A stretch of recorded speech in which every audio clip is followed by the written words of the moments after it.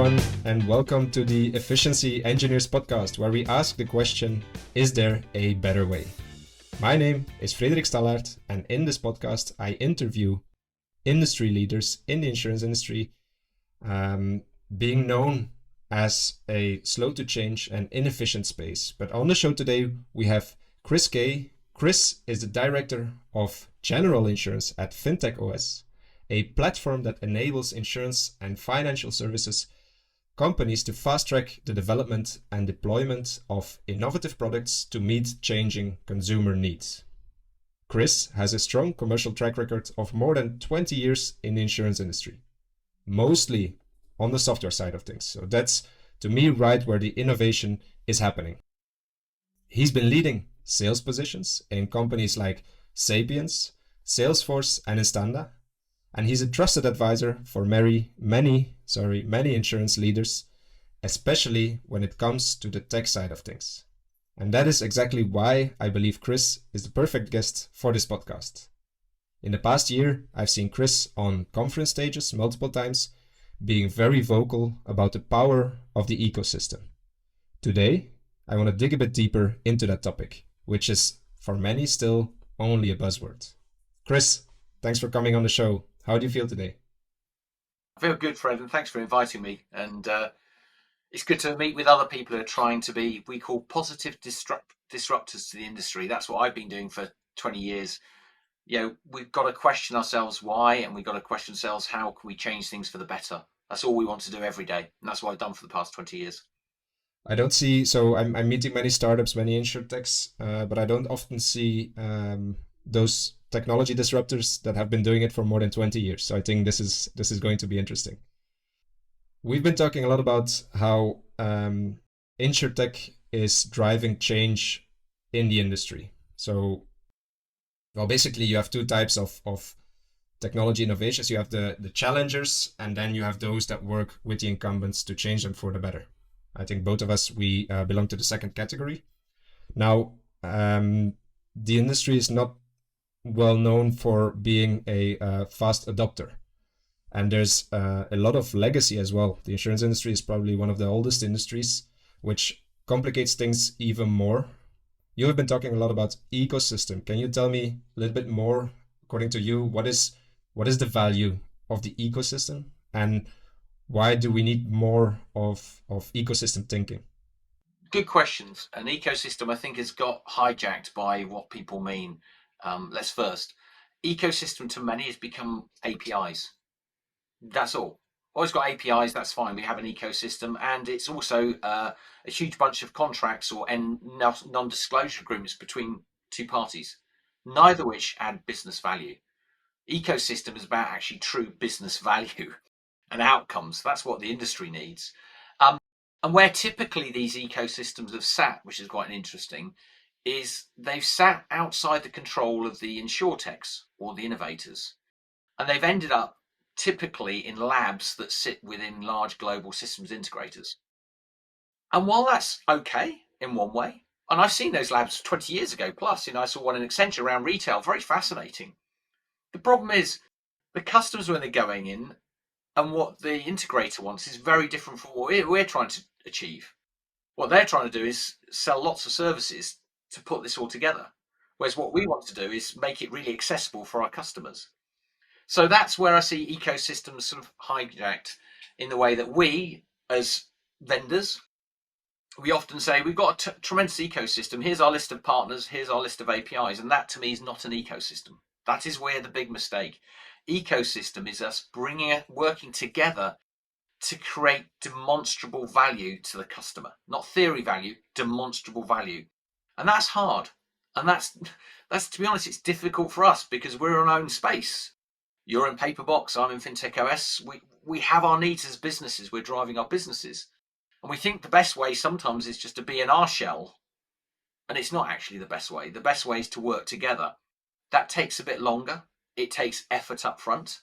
You can't wait until the first customer, which is what everyone does. Let's wait for the first customer to bring us together. Well, that's going to be potluck.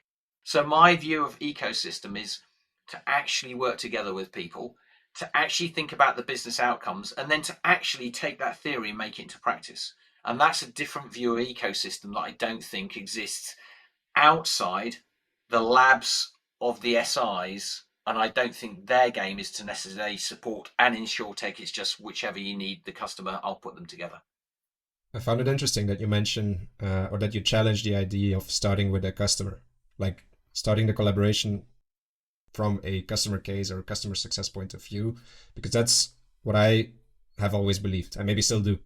For me, the risk is probably if you talk about collaborations, you stitch different solutions together and you build that demonstrable, it might not resonate with the market and you just spend a lot of time in technical integrations, commercial conversations with people that are very much like-minded, but on the same side of the coin, right? Do you see that differently?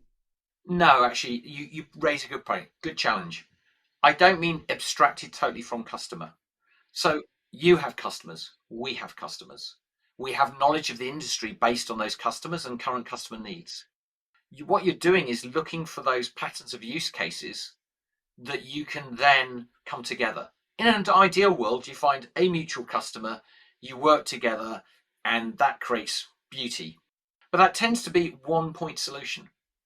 Whereas actually we know that 5, 6, 7, 8 insurtechs could actually work together in harmony to create an end-to-end experience and change. The likelihood of having 5 to 6 come together at one point is just really going to be very, very difficult. So you're right, it should be customer driven, but you have experiences of customers, we have, and we need to talk about those and say, there's commonality of pattern here that we could add value to this. But the problem for the customer is then, if you don't come up with anything, right, to the next customer, not just the first one, and say, well, we work together. Fred and I work together, our companies work together, we got an API. How do they work out what that means? How do they know what is the value? And the second piece is it de-risks when you actually can demonstrate. They may not have their own ideas. Remember, in the industry, innovation rarely comes out of the insurance industry itself on the main incumbents. They don't innovate. They have innovation labs, but they don't. So the likelihood of them coming with a bright idea that's unique is very unlikely. So we have to bring those ideas, and they can't just be, what does one do and what does the other do? Because they get that every day. They get 20 of us talking about, well, I can do this and I can do that. What about saying, well, we found, but we have a mission together around a certain subject. So for us, we have a real strong belief, both you and I think, about commercial insurance, that actually the interest and disruption is going to happen in commercial insurance as much as personal lines has got a bit, not boring, it's almost commoditized. There's real benefit. So we both have that commonality. So what ecosystem does need is, if you thought your only interest was personal lines and mine only was commercial, that's going to make it quite difficult in our joint thinking. But we have a joint thinking around that. So then you look about, what is the business problem you solve and where the overlaps with the business problem I'm trying to solve. And then we come together and say, well, at this area, we think there's an overlap. And then you don't build the whole solution. We create proof point that says this is sort of how it could work. You create imagination, because left to the insurance industry, they have no imagination and will be here forever. But then you have to work with the customer. You have to make that come to life for their use case. I think you have a very fair point to say that we shouldn't expect the insurance company, the insurer, to stitch those pieces together, because they might not, like they have their own business to run, right? They have their own jobs. So I totally agree that to some extent it's our responsibility to make these systems work together, to make sure that they communicate and that automation and data is not siloed within one point solution. Probably that's also why, as you mentioned before, system integrators come into the picture, because they are good stitchers, but might not always have the right agenda up front, right? They might have a different agenda.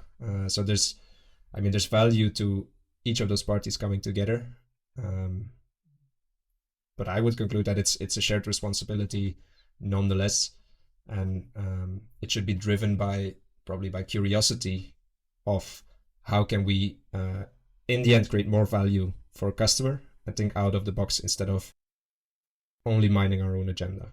Yes, we shouldn't mind our own agenda. We have to work together. We have to listen to customers as well, without question. That's how, when we're working and work with others, we listen to each other's stories. But what we mustn't do as well, the ecosystem often knows. So, Fred, what customers are you working with? Can I go and talk to them to sell them? I think we've got to get away from some of that. It's okay, but if you're trying to be opportunity driven, you're just looking at, I've been there. yeah, and so we're looking at a broader picture, and therefore we're trying to bring together some mutual vision that should say, how can we bring that mutual vision together and make it more powerful? Yeah, and fintechOS, because where we sit is probably that middle infrastructure layer, we say, for fintechs, banking and insurance. I have a passion to say that we are that community of builders to help insurtechs plug in to make it come to life. Because the challenge is making it come to life for the customer is really difficult for many. In data enrichment, in your whole piece of AI around taking unstructured data and bring it into structure, you can show it, but it doesn't come to life until it really comes to life. And so we're working together, as we're trying to work out what's the use case. It's taking some time. What is the use case that will explain how this gradual digital transformation? I think part of this ecosystem as well is we're talking about Mars when the insurance industry doesn't even work out how to launch a rocket to the moon. And sometimes we insurtechs talk about Mars. Mining on Mars is too far for people to think. Elon Musk may be talking about that, but let's get clear. Most people couldn't even conceive getting to the moon, let alone, or even taking off. And so we have to pare back as an industry into real use cases. And some of those may not seem innovative to us, but to the areas of the industry that we're actually dealing with, the reality check, it is innovative. It saves money. It is more efficient. It improves the customer experience, particularly in commercial distribution. You've seen it. I've seen it. And that's the other problem we have. It doesn't sound fun to talk about stuff that seems a bit boring. Yeah. But the industry needs people to come together to pragmatically show demonstrables that make sense. Totally agree. We should instead of like focusing on things that we find exciting, we should focus on things that create real impact and real business outcomes. And there I see, like, as being tech innovators, we're pushed to work towards the moonshot, right? We are expected to disrupt an industry, but I don't think that's what the insurance industry wants right now. And if you compare what the insurtech world is talking about versus what is actually happening, then the reality is we want to bring them from A to B, but we don't often realize that there are 5 steps in between A and B, and these might not be the sexiest steps to address, but if we manage as an ecosystem to address those better, each playing our role and keeping that open mindset, this is where the value will be. This is honestly when we saw each other last week in London, the Commercial Alliance Europe event. Many forward-thinking commercial insurers talking about the right topics, data, automation, ecosystem, everything was there. But then when you take someone aside and you talk about the reality and the real context in their company, it's completely different, and they're not going to launch the next automation project tomorrow. In fact, they are figuring out how to do like on a company level scale. They are doing a data literacy project to figure out how to do pivot tables in Excel. That's where they are. And so how we cannot just kick them into the future. We need to like come meet them where they are, and then take their hand and move them forward. And honestly, it's not something that for example we would be able to do by ourselves, or people can do by themselves. It's something that it should be a collaborative effort, and we should make it easier. And I love how you keep repeating, and you've always done, talking to me, like we should build a demonstrable that shows real business outcomes, because that's what it's about. Because we then learn ourselves, and that's the challenge. It takes a bit of investment to learn yourself. It's nice if you learn with a customer who's also paying on that journey, but the reality is that can take a long time to wait to do that. So the second piece of why we want to build a community, though, is to create change. You do have to create a stretch beyond the change point where you're trying to get to. So digital transformation, if we really showed a very simple one with you using AI and pieces to take an email submission that goes into a very simple quote process that generates a simple commercial contract that actually is then emailed to the wholesale broker, who then sends it by email to a retail broker, who then eventually emails it to the customer. People aren't going to be very excited about that, but that's the reality of some of Yeah. the commercial transition. People like to see this straight through processing, this amazing job. So actually, I think where we should come together is the art of the possible, yes. So there's three things. Art of the possible, so you do need wow. People like magic tricks because of the wow, but you need to pare it back into its constituent parts. We also need to learn that when we say it's easy to do, we really understand it's easy to do. An API is not the whole process. You and I know that. The industry knows that. They said, got an API, what's the problem? It's easy. Well, because actually, if you don't work out the use case, you haven't worked out the domains of ownership within that tech.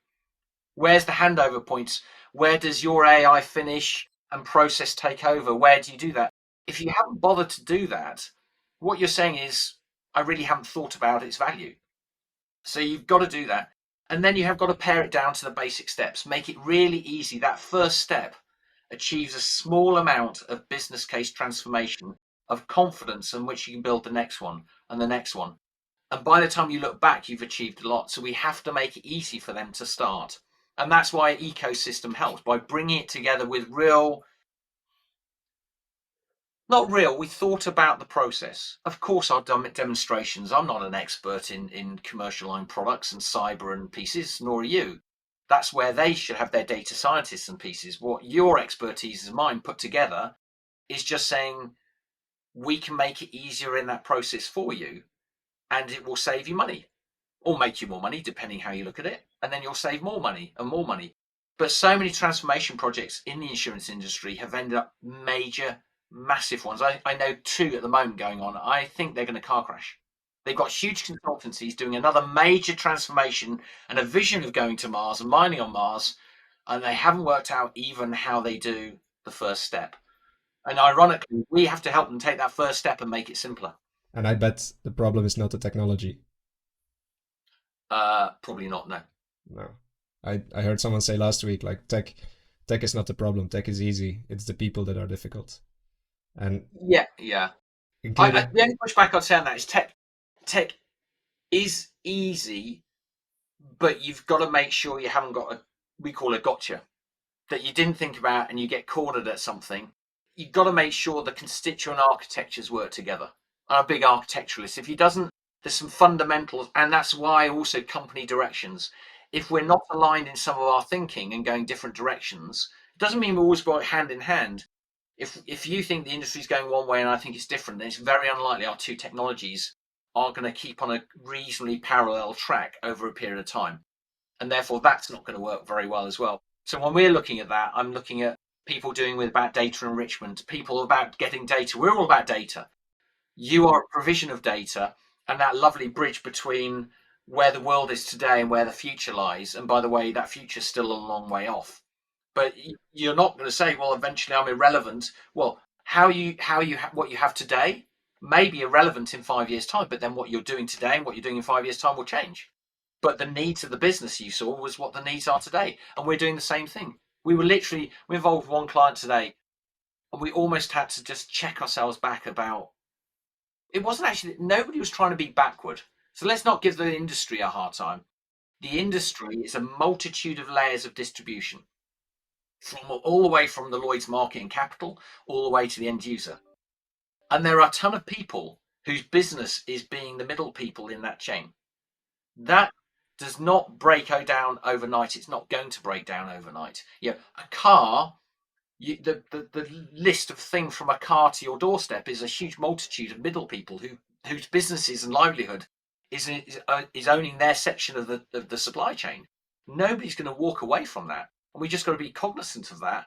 And that's part of the challenge. Is people say, oh, we can get rid of the whole thing. I can just go press a button and this capital goes straight to this customer who's bought a piece of insurance and nothing's happened. We use this amazing blockchain. I'll pay with cryptocurrency and it's fine. Yep, that's mining on Mars. Really is. And the ecosystem loves pushing that rather than actually, I could help you solve this business problem today. And we could probably do it in, well, I look at a real change is what could we both do together, we and a customer, in a 12-week period to first live. If I can't get to live 12 weeks, the chunk's probably too big because I can't demonstrate an achievement within that 12 months. I know projects may take longer than 12 months, but in time you may be able to proof it by saying, we've got a demonstrable together that we can use and we can play with it and learn from it. That's proper, to me, that's proper agile development, by the way. It is not this agile development is get something in place, try it out a bit and go, wow. Agile development is what Formula One, for example, does all the time. It builds a thing on a computer, gets out on the track, and the first day they learn to say, that didn't work, did it? Yeah. So you mentioned a couple of really interesting things. I just want to emphasize the fact that usually it's the implementation is so much more difficult than what's been theoretically prescribed. And this is where a lot of projects become much more complex than they're planned to be. And I feel there's a responsibility in the ecosystem to take there because there's a lot of expectation mismanagement and overpromising by coming with a cool idea that is backed by strong tech, but that is not really fitting into the puzzle that is reality. And we're not going to get rid of those legacy systems anytime soon. So I absolutely agree with that. And what you mentioned about like working in shorter milestones, shorter timelines, that is the way to go. Agile development is the way to go.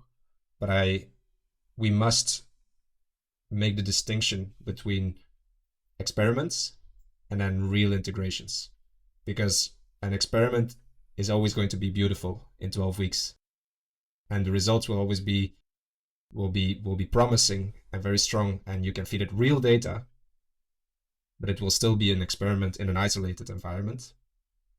Whereas if you try to plug this into a real system with real users that is consuming data when it's created and delivering data when it's needed, that's a whole different beast. And there I think we should work on creating the right expectations and creating the right knowledge and expertise to make that step easier and more transparent.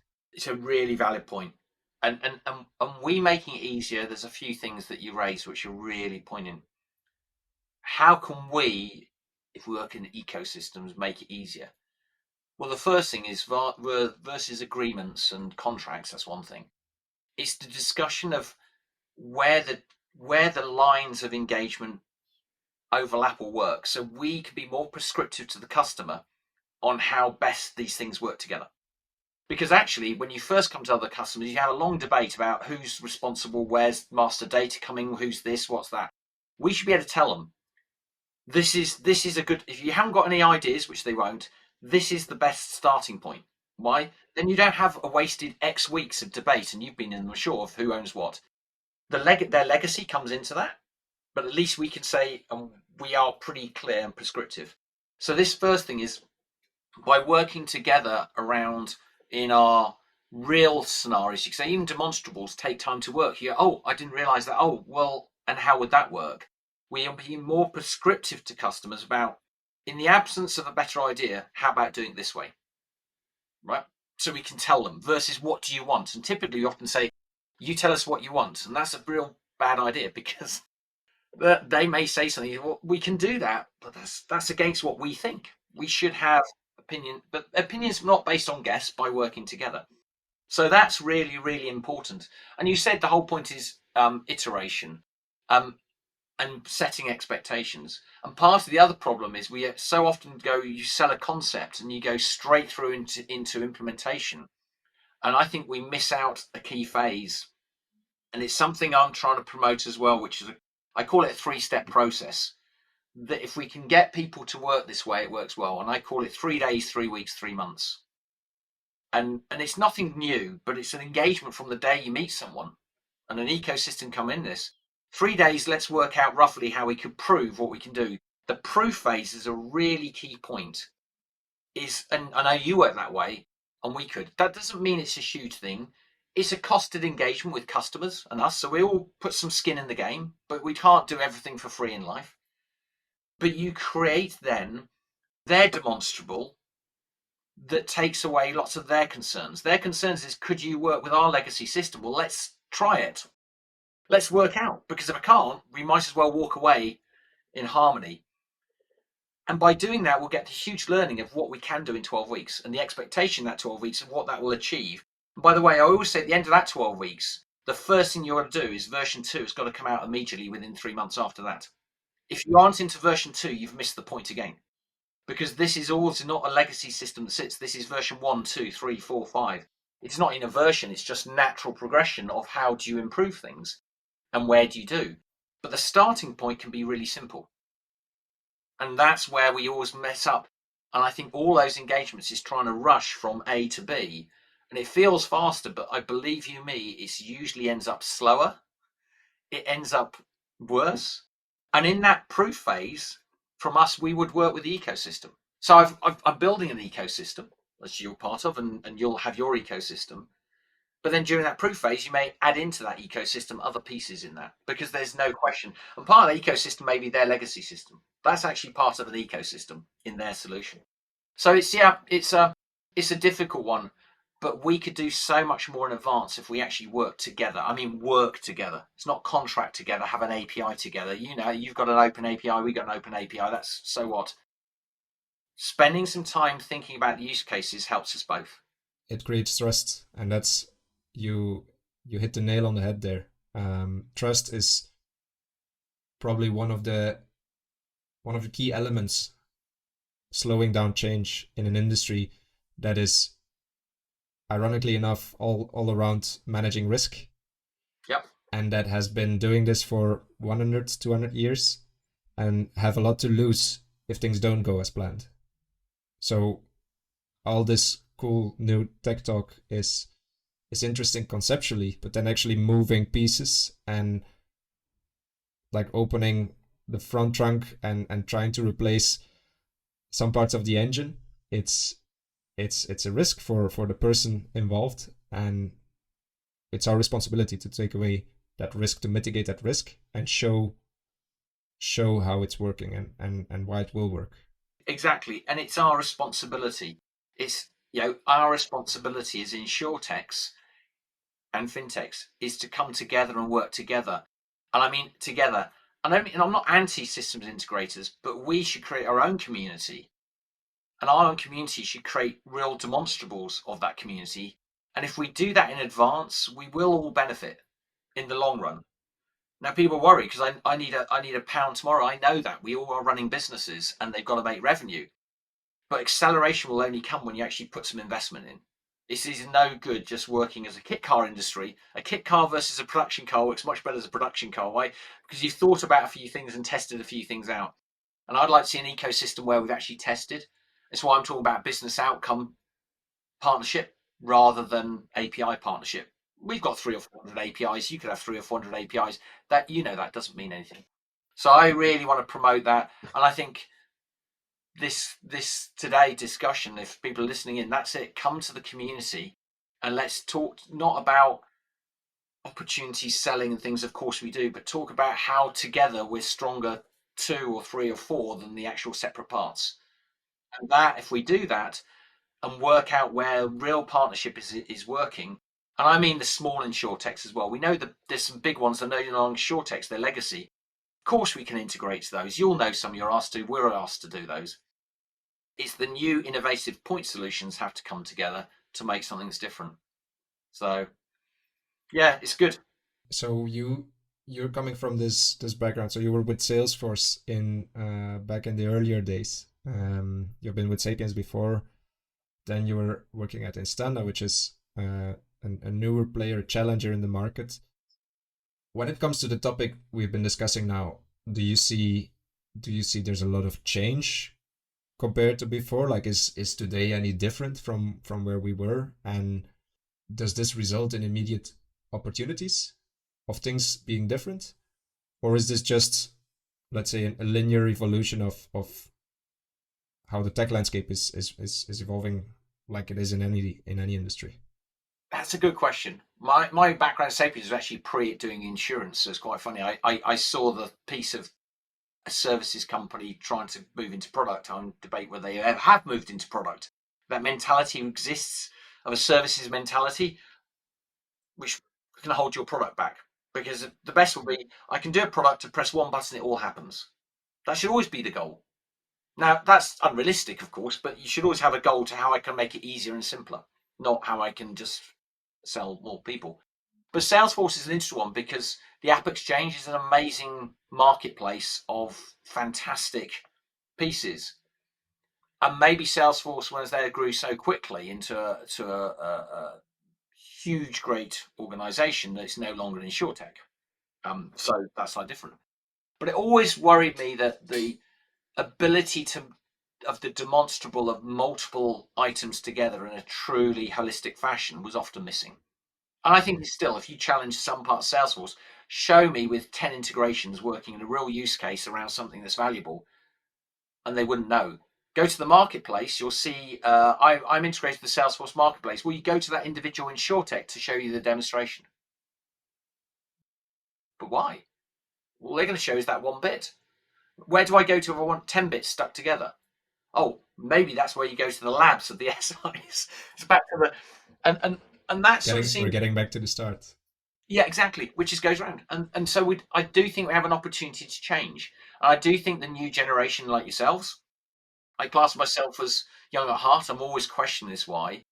I think there's a better way we can do it, but somebody's going to have to start. So let's us start campaigning to bring a community of us together where we actually create demonstrable concepts of value. I don't like to say proof of value, because proof of value says I've already done it 3-4 times in the customers, this is the ROI. It's concepts of value that we believe it's going to create value. I hope that's a clear definition, because otherwise, say proof of value, a demonstration is not a proof of value, but it's a proof of simplicity for them to take that journey towards their proof of value. This is a great way to end, Chris. We're getting to the end of our time, but honestly, it's been lovely to speak with you again. I really find our conversations engaging, and I always learn different elements. I think you're doing very much needed work with fintechOS, with you leading this in the insurance space where there's a lot of work still needs to be happening. And I'm happy we were able to record this one so other people can enjoy listening in. So thank you so much for this one, Chris. Thanks for being on the podcast, and have a great day. Thank you. Thank you, Fred.